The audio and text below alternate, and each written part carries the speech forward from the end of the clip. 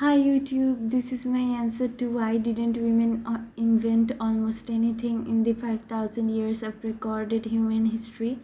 I've written a short essay about it and I'm gonna read it right from my laptop here. I hope you enjoy it. My answer to why didn't women invent almost anything. I want to start this off with a short story. 25 years ago, my mother and her brother, my uncle, stood at the same threshold of life. They were both 17 years old, sharing the same bloodline and the same genetic potential. My mother was married off. Her education stopped. Her world shrank to the four walls of home, and her career became the management of our family. My uncle, on the other hand, was sent to London. He was pushed to gain knowledge, to explore the world, and to pursue a destiny that was simply and completely his own. Fast forward to today, my mother is a housewife. To the untrained eye, she is just a domestic person. But if you look closer, she is a woman of formidable intellect. She is a natural leader who manages the complex logistics of a household with the precision of a CEO. She memorizes books within a single glance. She was my personal tutor till I was in high school. She speaks two languages fluently, yet despite this huge reservoir of talent, her, her life circles exclusively around her husband and children. She possesses no social skills for the corporate world and has no money making skills in real life. Her brother, meanwhile, my uncle, is a manager at a major bank in Canada. He sits at the center of an elite social circle, his name followed by numerous titles. He has a passport stamped with the ink of dozens of nations, and a list of professional record under his name. When people look at them now, they see a successful man and a simple woman. They assume a difference in aptitude, but this stark difference in their lives have nothing to do with gender and everything to do with how society selected their destiny before they were even old enough to vote for themselves. My mother is one woman, but from the dawn of time, millions of women have faced this exact same manufactured identity. This is not a modern phenomenon. Consider Murasaki Shikobu, the Japanese novelist who wrote The Tale of Genji. Over 1,000 years ago, as a child, she sat afar while her brother was tutored in Chinese classics, the language of government and power. Her brother struggled, unable to learn a single word. Murasaki, listening from the hallway far away, instantly memorized the language, the grammars, the words. Upon realizing her genius, her father did not rejoice. Her father did not send her to the capital to become a scholar. Instead, he cried out in genuine despair, if only she had been born a boy. Her intellect was not seen as a gift, it was seen as a tragedy, because there was no vessel in society designed to hold a woman's genius. When people ask why didn't women invent almost anything, they're asking the wrong question. They're assuming that the playing field was empty and no women showed up. The reality is that for 5,000 years, women were systematically barred from the playing field, locked in the locker room, and then mocked for not scoring any goals. This scarcity of female inventors is not a result of biology. It is the result of systematic, efficient, and brutal exclusion of half of the human race from the machinery of innovation.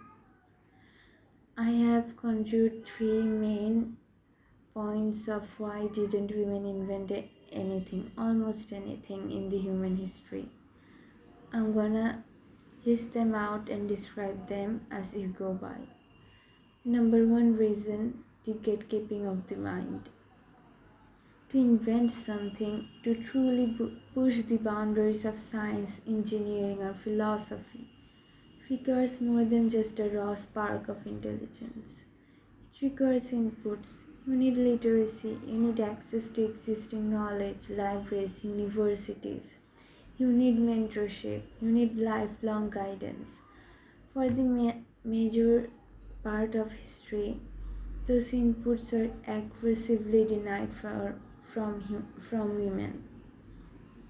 In medieval and Renaissance Europe, sorry for the mispronunciation, the Oxford and the Cambridge were establishing the foundation of Western science. And even then, the presence of a woman was considered a pollution to the academic space. You cannot invent the steam engine if you are not allowed to learn physics. You cannot discover a new element if you are barred from the laboratory. For centuries, the very act of reading was considered dangerous for women. You cannot think about philosophy if you don't get to go out of your home, if you don't get to have free time outside of your domestic chores. For centuries, the very act of reading was considered dangerous for women. Reading women might get ideas, she might neglect her domestic duties, she might forget to polish her husband's shoes or make him breakfast.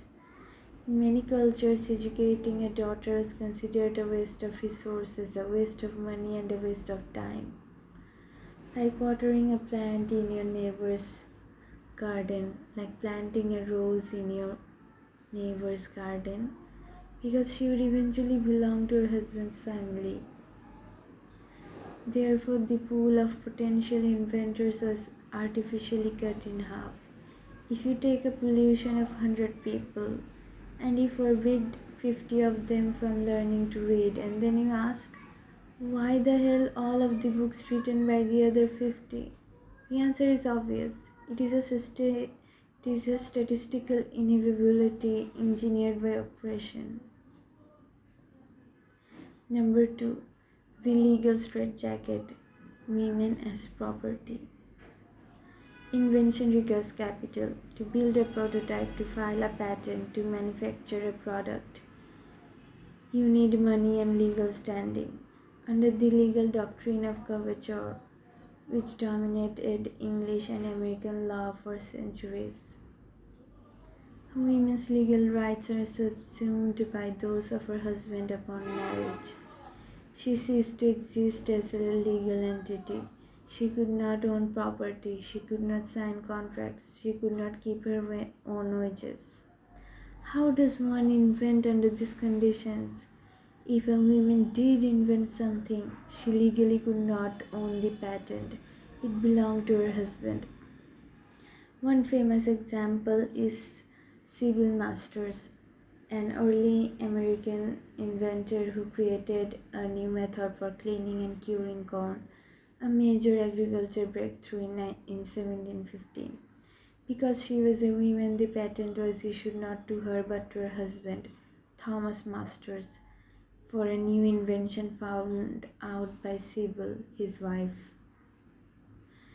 History records Thomas Masters as the patent holder. Sybil is a footnote. How many millions of Thomas Masters exist in the patent logs of history, holding the credit for the work of a brilliant wife who legally did not exist? Number 3. The domestic prison and the theft of time. Invention is, above all, a function of leisure time. Isaac Newton did not discover gravity while scrubbing floors. Charles Darwin did not formulate the theory of evolution while nursing a colicky infant and cooking 3 meals a day over an open fire. Men of science and industry are almost exclusively supported by an infrastructure of invisible female labor. Excuse me.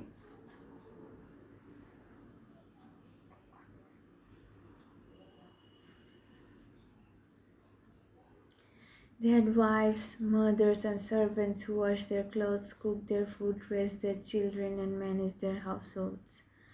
This freedom from drudgery gave them the thousands of idle hours required to think, experiment, and fail. Women never had this kind of luxury then and even now. For most of history, the sheer caloric and temporal cost of keeping human beings alive fell on women.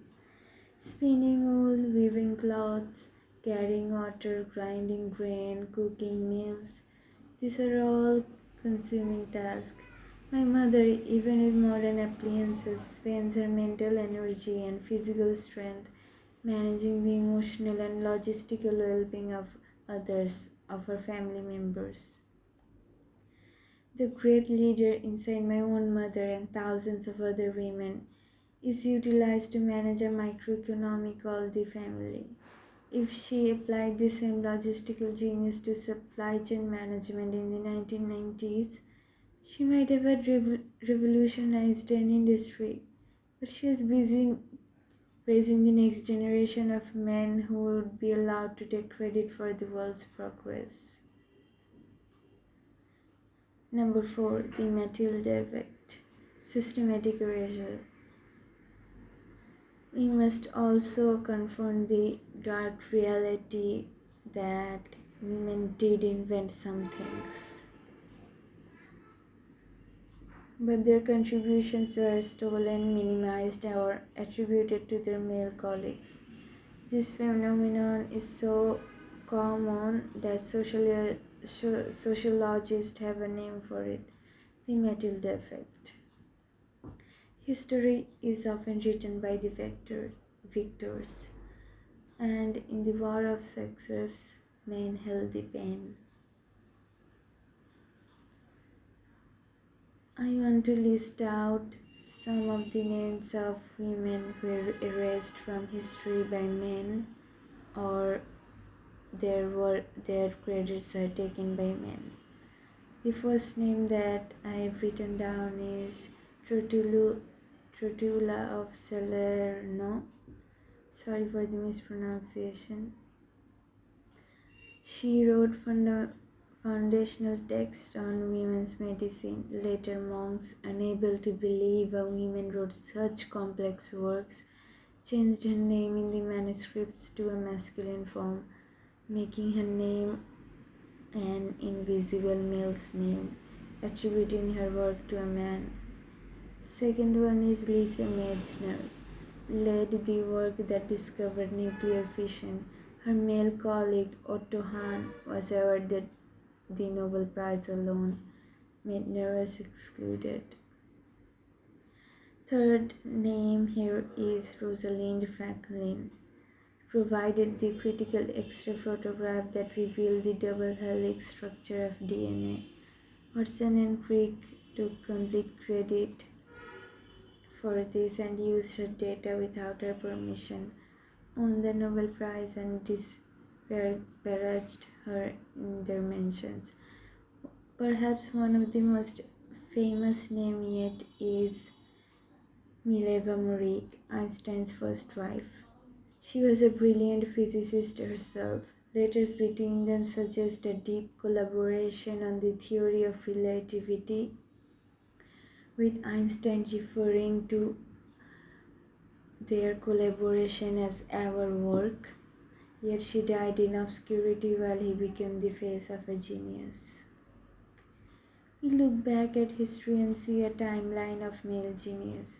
But if we could use a special UV light to reveal the fingerprints on those inventions, you'd see the hands of thousands of women everywhere, as assistants, as homemakers, as housewives, as uncredited co-authors, as the people who did the math while the men took the pose. Lastly and finally, I want to give a conclusion to this beautiful essay. Speaking of my mother, she's not an anomaly, she's not an irregularity. She and millions of women around the world represented a reservoir of talent and human potential that was capped and sealed by a society that preferred women to be compliant rather than brilliant. When we look back at the timeline of human history and ask, where were the female Da Vincis? Where are the female Newtons? Where are the female Einsteins? The answer is painful. They were there, they were washing the brushes, they were raising the children who would become the male Da Vincis. They were writing equations on scraps of paper that were thrown into the fire. They were staring out of window in arranged marriages, their minds burning with ideas that had nowhere to go.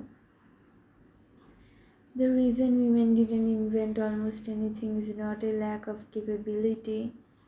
It is a testament to the crushing effectiveness of a system designed to keep them out. We did not just lose female inventors, we lost the cures that could have been found, the symphonies that would have been composed, and the technologies that would have been built. The tragedy isn't that my mother is a housewife. The tragedy is that we'll never know who else she could have been. Thank you.